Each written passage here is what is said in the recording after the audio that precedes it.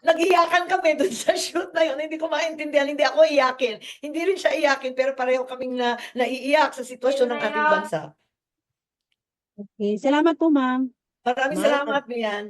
Ma'am Cecil Suerte Filipe po sa Star. Ay, meron ba akong ano? Ma'am, speaking of Senator Robin po, sabi niya parang, di ba nung hearing niyo, sabi niya, hindi ko kayo pinako-contempt, walang utos ni PRRD na i-contempt kayo. Do you, ano po, parang nag-uutos ba sa inyo si PRRD? Di ba it's not supposed to be that way? O, iyan na nga po, no? At isa pa na nagpapaliwanag na naman si Senador Amy Marcos tungkol dyan sa mga controversial na hearing o controversial na pagsasama raw nila ni Robin Padilla sa isang campaign ads na iniendorso daw siya ng PDP laban ni Mr. Robin Padilla. Pero dito po, sa video ito, ay lilinawin po ni Senador Amy Marcos kung anong lahat-lahat na ipapapaliwanag niya. Pati na rin po sa hearing at pati na rin po tungkol sa hidwaan ng kanyang kapatid na ganyan po. Kaya bago pong lahat, ay welcome po muna sa aking channel at muling nagbabalik ang inyong lingkod, Pads Press TV. Kaya simulan po natin ang video ito. Ang sadyang problema ng bansa kung ano-anong pinapasukan na paghihiganti at pang-aapi. Hindi kami naggalaban, hindi kami tunggalian sa napakahabang panahon, halos 4 na dekada, para lang mang-api ng iba. Hindi ito ang turo ng aking ama. Kaya hindi ko alam kung saan ito nanggagaling at hindi ako papayag ng ganito. Alam naman ninyo noon pa di ba? Hindi pa nakakaupo, inauguration pa lang, abala na ako sa smuggling ng agricultural product, abala na ako sa mga magsasaka at sa ating land reform. Abala na tayo dun sa Maharlika Fund. Pero sa bagay, itong si Senator Amy Marcos ay marami na rin siyang nabubulgar tungkol sa kapatid niya na administration.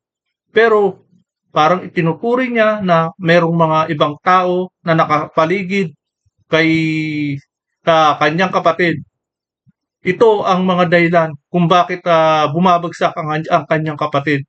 Dahil sa mga nakapaligid ng tao sa kanyang kapatid ngayon. Sa People's Initiative na babaguhin sa yan pamamagitan ng suhulan ng ating saligang batas. Isa pa yan sa mga binulgar niya. Marami pa. Abala na ako sa budget ng 2024 at 2025 kung saan linustay ng bonggang-bongga ang pera ng bansa. Kaya hindi ito bago at siguro maintindihan na lamang ako na hindi na tama ang landas ng administrasyon na nanghihinayang talaga ako. Para sa akin, malaking trahedya sa amin to.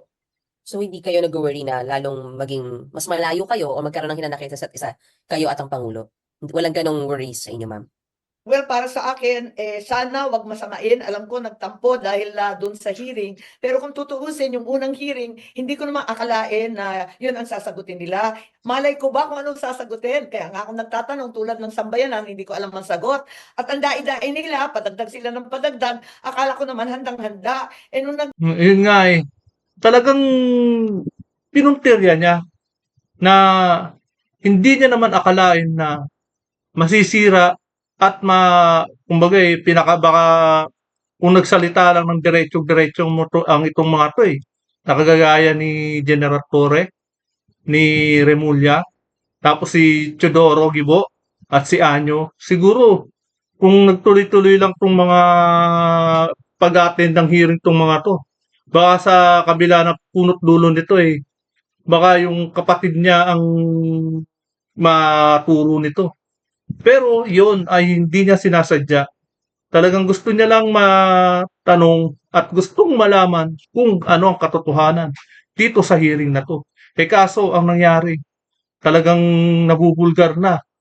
Kaya nga nagkaroon ng privilege sa executive privilege dahil hinaharang na ang mga ibang resource person. Baka matumbok na eh. Malapit na sana matumbok kung sino-sino ang pinakapunot dulo nito.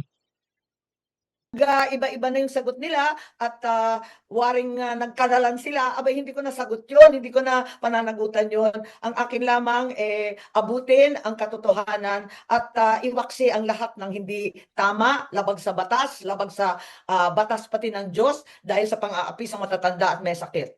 Ma'am, sorry, last na po talaga on my part. Ma'am, itong endorsement ni VP Sara, given yung inyong standing sa mga surveys ngayon, you think enough para kahit papaano maipanalo at maituloy niyo yung second term po ninyo? Ako hindi masyadong nag-iisip ng politika ngayon medyo distracted ako, medyo na-trauma ako dun sa nangyayari. Hanggang ngayon di ko pa rin talaga maintindihan bakit kinakailangan durugin ang hindi kaalyado. Nakaalyado naman sa umpisa. Di ko talaga maintindihan samantalang ang bansa ay nagdurusa sa napakatataas na bilihin, kakulangan ng trabaho, mga problema sa krimen, sa droga, sa korupsyon, dapat tutukan na natin yan. So, kung Pero wala eh. Wala pong nangyari. Ang ginawa ng kapatid mo, puro mga pamumulitika. Kaso, ang ginawa ng kapatid mo, sunod-sunuran na lang sa mga taong nakapaligid sa kanya. Mukhang hindi na nga siya ang presidente. Mukhang nagiging puppet na lang siya. Yun yung nangyayari ngayon. dagdag at kung hindi, alam ninyo ang tama ay tama, ang mali ay dapat labanan. Thank you so much, ma'am. Ma'am, si Mean naman po, Corvera, Net25. Okay, hi Mayan. Good afternoon, good morning pa. Ma'am, yung follow-up ko lang, sabi niyo kanina,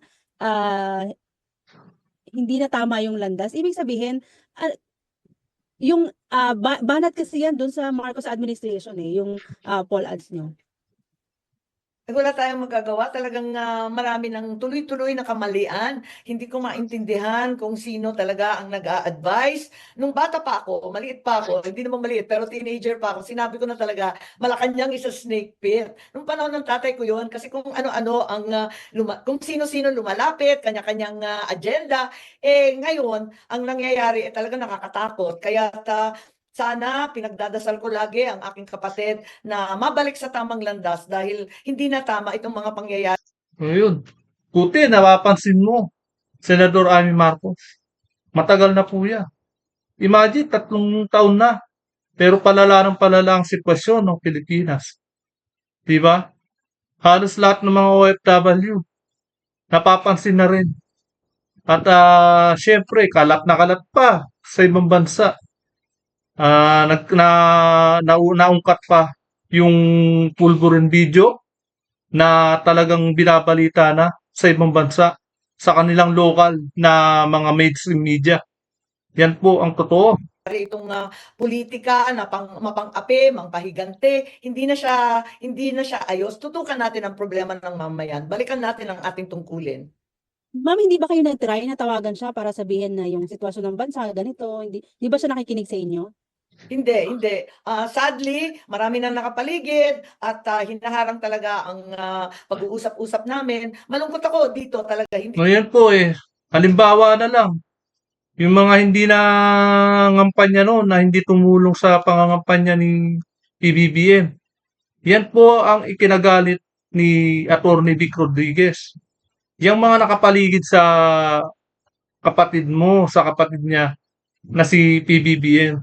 Mga hindi naman na nagtiyaga at naghirap sa pangangampanya, pero sila ngayon ang nakapwesto ngayon dyan sa Malacanang. Imagine, kung sa una pa lang natunugan na ni Atty. Vic Rodriguez na masama na talaga ang mangyayari niya. Yan po, sila-sila po ngayon ang mga humaharang, malamang. Sila-sila po ngayon ang nakapaligid kay PBBM. ko pinagmamalaki itong mga pangyayari at sana nabigyan ng solusyon. Yan yung mga humaharang Last na po, talaga ma'am, sa may akin. endorsement din sa inyo si Senator Robin. Ibig po ba sabihin, lilipat na rin kayo sa PDP Laban or independent pa rin? Independent pa rin ako, okay lang. Kung sino mag-endorse sa akin, nagpapasalamat ako. Tuwan-tuwa nga ako kay Senator Robin. Kasi ang bilis niya sabi niya, sige, ready na ako. Pagdating galing sa Hague, talaga nag-shooting na rin kagad. At madalian din. Dahil lang sabi nga niya, pinagsabihan daw silang lahat na magsiuwi at ikampanya na ang lahat ng mga kasamahan. Yeah. Yan po yung pag-shooting nila dyan ni Senator Robin Padilla na naka-post ads. Yan, yung campaign ads na yan. ang bilis pong kumalat sa social media. Talagang pati kay Camille Villar, ang bilis din pong kumalat sa social media. Kaya tuwang-tuwa ako at nagpapasalamat din kay Senator Robin, bonggang-bongga. Nag-enjoy ako sa shoot pero nakakapagtaka.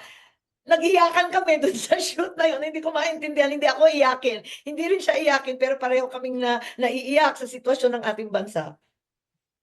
Okay, salamat po, ma'am. Maraming Ma'am. salamat, Mian. Ma'am Cecil Suerte Filipe po sa Star. Ay, meron ba akong ano? Ma'am, speaking of Senator Robin po, sabi niya parang, di ba nung hearing niyo, sabi niya, hindi ko kayo pinako-contempt, walang utos ni PRRD na i-contempt kayo. Do you, parang nag-uutos ba sa inyo si PRRD? Di ba it's not supposed to be that way? Wala naman kaming contact kay Presidente Duterte. Hindi ko alam kung meron silang contact doon sa Hague. Hindi naman ako napunta. Ako wala naman akong Kaya po imagine na ganyan talaga kabait si Pangulong Duterte.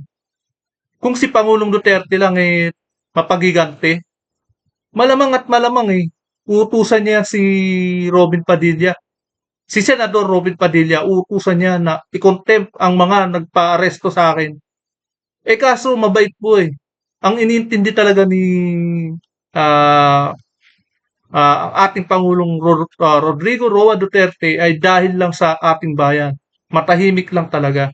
Hindi niya na inintindi yung pag-aresto sa kanya Ang pinaintindi niya na kung paano ipakampanya yung mga senador na kinampanya niya na sana ay may tuloy at matulungan may pakampanya ang mga senador niya. Ganun ang utos niya. Pero yung imagine pako-contempt kung sino yung nagpa-aresto sa kanya. Hindi niya naisip yun. Wala siyang talagang mabait. Mabait talaga. Hindi niya inisip ang kapakanan niya. Ang inisip niya, kapakanan ng mga Pilipino. At yung mga senador na in-endorse niya, yun yung iniisip niya. mga utos-utos. At nakita naman ninyo, hindi natiis ni Senator Bato, talagang nag-move siya for contempt. Wala namang magawa kasi harap-harapan naman nagsisinungaling. Ang nakakalungkot lang, sinuwag naman ng desisyon ng komite ng ating Senate President. Kaya Ayan nga Naku, si Senador Chis Escudero, talagang sunod-sunuran lang. Unang-una, ang titigas ng sinasabi niya na pagdating sa impeachment. Talagang susundin niya raw ang rules of law ng senador. Tapos may sinabi pa na ang mananaig ang mga miyembro pag-uusapan bago siya magdesisyon. Pero pagdating dito, tiklop siya. Palibasa yung ikinontempt talagang malapit sa kawali. Yun talagang tiklop siya ron. bigla naman kami, never heard naman yung may syokos-syokos. Wala Kaya ito si Escudero kapag kumandidato sa susunod na kumandidato ulito na balita may talagang may pangarap din may ambition din. Pero wag ka. Dapat hindi na natin iboto to Talagang wala rin paninindigan Hindi rin sumunod sa rule of law ng Senado. sa buong rules ng Senado yung syokos na yan. Opo, yung sabi din ni SP Escudero na parang nag-hope siya na magiging parang instrument ng unity yung inyong hearing, but it turned out pati yung Senate parang na-divide. Kung gano'n naman pala bakit pinatuloy niya pa? Talagang pinagbigyan niya pa si Amy. Di ba? Talagang gusto niya lang maisa tabi at may dahilan. Gusto niya, nag-aalibay lang talaga. Nag-aalibay lang tungkol sa pagpapakawala niya sa nakontempt na si Lacnao. Yung ni VP Sara ay ni First Lady. Kumbaga malapit talaga sa kawali. Your take on that, ma'am? Hindi ko maintindihan dahil ang totoo, yan din ang pakiwari namin, naging very emotional ang buong bayan at inakala ko na mas maganda na malaman natin ang katotohanan, mabuksan ang mga pangyayari at ang buong sambayan ay mapanatag ang kalooban. Ngunit nakita natin napakaraming labag sa batas. Hindi ko naman sinasadya yun, hindi ko naman pinipilit yun. Nagtatanong ako tulad ng bawat isang Pilipino dahil hindi ko rin alam at hindi ko maintindihan ang pangyayari. Ma'am, when PBBM won in 2020, sabi natin, Sorry, i-redeem yung name ng Marcoses because yung iba, di ba, ang tingin dictator, i-redeem. So far, ma'am, ano yung assessment mo po? Nare-redeem ba yung names ng Marcos with the way the president is handling the affair or his people is handling the affair of the government? Ang akin kasi, napakaswerte na naming pamilya, binigyan kami ng pagkakataon ulit na makabalik at linawin ang tunay na legacy ika nga ng aking ama. Ngayon, parang nasasayangan ako dahil eto nga 3 taon na nauubos ang panahon sa politika, sa paghihigante, pakikiaway. Sana tinutukan na lang natin yung expectation ng tao sa Marcos, infrastructure, agrikultura, murang pagkain, mga trabaho, yung mga magandang iniwan ng aking ama. Sana itinuloy, sana tutukan pa rin natin yan. Sana hindi pa huli, may 3 taon pa naman na habulin pa rin at maiwasto ng aking kapatid. Sana isang tabi yung mga sino-sino dyan na nag-a-advise at siya ang magsabi dahil yan ang turo ng aking ama. Ma'am, to the last na. Yung si Congressman Villar po, di ba NP din? Merong picture kahapon na nag-viral na kasama niya si BP. Would you know kung nasa alyansa pa rin siya? Or hindi ka aware? Wala, nabasa ko lang sa dyaryo na nasa alyansa pa rin. Okay. And last na ma'am, where your mom stands dito sa Kaya lang, ang balita ay kumaliktad na rin po. Yun ang kumakalat sa social media. inyong parang hindi okay na relationship ni PBBM? Alam ba niya? Parang, or hindi na natin siya kinukulit about dito? Well, hindi ko na siya kinukulit, malungkot siya, pero ang nanay ko, politiko talaga, sabi niya, hoy, nakalimutan mo na yung kampanya mo. Mangampanya ka, manalo ka. Hindi yan pwede. Paano para ako na PTSD dito sa nangyayari kay Presidente Duterte, sa impeachment, sa sunod-sunod na dagok ng mga budget na palpak. Talagang nasang tabi ko na yung politika, nakatutok na ako dito sa mga problema na hindi nakakatulong sa ordinaryong mamayan. Ma'am, pardon, ano yung PPSD? PTSD, Post-Traumatic Stress Disorder. Parang Okay. trauma ng sunod-sunod. Alam mo yun, yung sakit ng mga sundalo matapos ang gera. Parang pinupukpok ako sa ulo kasi iba't ibang walang kwentang pangyayari. Sunod-sunod ang nangyayari. Ito yung sakit na may hangover ka pa sa gera, na talagang problematic ka sa sitwasyon. Sa ating bansa, may kidnapping, may gulo ng pogo, ano ba naman yan? Parang ano bang sitwasyon to? Tapos sa bandang huli, eto nga, natangay pa yung dating Pangulo na matanda na at may sakit. Sobra na hindi ko na Kaya, kinaya. sobra Parang na PTSD, kaya ako nagbibiro. Nung nakita ko kasi na tinangay si Hindi naman lang sila naawa. 80 years old na. Presidente Duterte, wala akong ibang naaalala kundi yung aking ama at yung buong pamilya namin na tinangay din papuntang Hawaii. At Yun naman pala. Bakit hindi rin naisip yan ng administrasyong PBBM? Hindi niya nga naisip yan. Dati silang kinawawa ng mga makakaliwa, mga dilawan. Kinawawa sila. Pinalaya sila. Imbis na sa probinsya nila ilagay sila, parang pinidnap din sila ng mga Amerikano dyan Dinala sila sa Hawaii. Biro nyo, gawain na ng mga dilaw yan. Gawain na ng mga makakaliwa yan. Kung sino mang tao nasa likod noon. Sa pagkidnap sa inyong pamilya. Gawain nila. Ngayon, ginawa na naman nila ulit. Ibig sabihin, kung sino yung mga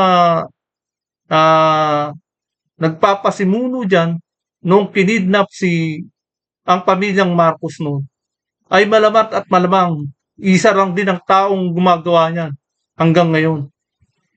Yung ginawa nila kay dating President Rodrigo Roa Duterte. Malamang at sa malamang, ginaya na lang ay style. Mga makakaliwa o mga dilawan ang mga nasa likod niya. trauma na siya, parang sobra-sobra na. And last ma'am, it pains you Yung na nanay ko, mas matapang yun siguro. Sabi niya, tigilan yan at ibalik yung kampanya. Tutukan mo yan. Ayun, Would you know nagagalit kung ka. kinagagalitan ni former First Lady yung si PBBM? Ay, hindi ko alam. Pero yung nanay ko, sinasabihan lang ako, ay, mangampanya ka na, tigilan na yan. Opo. And last na, Malamang si dating First Lady Imelda Marcos, ang daming nakapaligid sa kanya, di ba? Kay PBBM ngayon. Yan sinasabi ni Senator Amy Marcos. Malamang hinaharang din yan para kausapin hinaharang din ang pagkipag-usap ng dating kanyang nanay na si Imelda Marcos. Malamang at hinaharang din. Ang tanong baka iba na hawak ng cellphone. Hindi na naghahawak ng cellphone si PBBM. Baka ang umahawak ng cellphone niya, ibang tao. hindi, it pains you na hindi kayo okay na magkapatid. Oo naman, hindi naman masaya yung gano'n na may humahadlang, na may humaharang, na Oo, hindi na kami may nakakapag-usap umahadlang ng talaga. maayos. At kung tutuusin, pamilya pa rin kami, politika lang to, sana maiwas to. Marami na ang nakapaligid kay PBBM. Kaya yun yung mga umahadlang, humaharang. Yan po, sinasabi ni Senator Amy Marcos. Di ba? Lalang madaling panahon. Pero ang isisigaw ko pa rin, itim. Talagang ipaglaban ng tama, itama ang mali. Thank you, ma'am. Sabagay, kulay green naman si Inday Sara, si Vice President Inday Sara. Kulay green. At siya naman, itim. Ano kaya mangyayari kapag naghalo ang itim sa green? Di dark green na, di ba? Ano man yung masasabi mo, parang sinasabi nila, bakit pinili mo yung kaibigan over sa kamag-anak? Ang kultura ng mga Pilipino po, di ba, sa pamilya-pamilya. How would you explain that to the people? Thank you, yun na po. Oo, wala naman akong paliwanag, kundi hindi ko talaga mataim ang pang-aapi, panghihigante, hindi ko siya maintindihan. Para sa akin, hindi talaga tama yon. Kaibigan man, kamag-anak man, talagang hindi ko yan kukonsintihin. Ma'am, si RG po to. Yes. Related dyan yung tanong ko actually. How would you address naman yung mga posibleng ma-turn off na, ay ano ba yan, kapatid niya yung nakaupo, bakit niya kinikriticize, ba't di na lang niya tulungan? How would you address yung mga ganong sentimiento? Yes, maraming sentimiento ganyan. Higit sa lahat sa mga Ilocano, sabi ko, intindihin na lamang ninyo ako, ang ako lakay natin, ang aking ama. Hindi ganyan, hindi mapaghigante, hindi na Ayan di ba? Ginagawa niyang reference ang ama niya. Kaya siguro, ang ginawa ng ama niya, na magagandang ginagawa ng ama niya, ay hindi niya nakita kay PBBM na sa pamumuno ngayon. Di ba? Yan nga sabi ni Inday Sara incompetent na yan. Walang kakayahang mamuno sa ating bansa sa Pilipinas. Si Ferdinand Marcos Jr. Yan yung sabi ni sa Vice President Inday Sara. Kaya etong si Senator Amy Marcos malamang hindi niya nakita kay PBBM ang ginawa ng ama niya. Ginawa niyang reference ang ama niya Ginawa niyang reference si Ferdinand Marcos Sr. Totoo lang, talagang magaling talaga si Ferdinand Marcos Sr. Talagang maraming nagawang project. Kaya nga nagustuhan yan. Aabot ba naman ng 20 years yan kung hindi nagustuhan ng pamumuno niya? Diba? Tsaka talagang lumaban sa mga rebelde yan. Yan ang talagang nakita ni Senator Amy Marcos. Talagang hangang-hanga siya sa ama niya. Pagdating kay PBBM, mukhang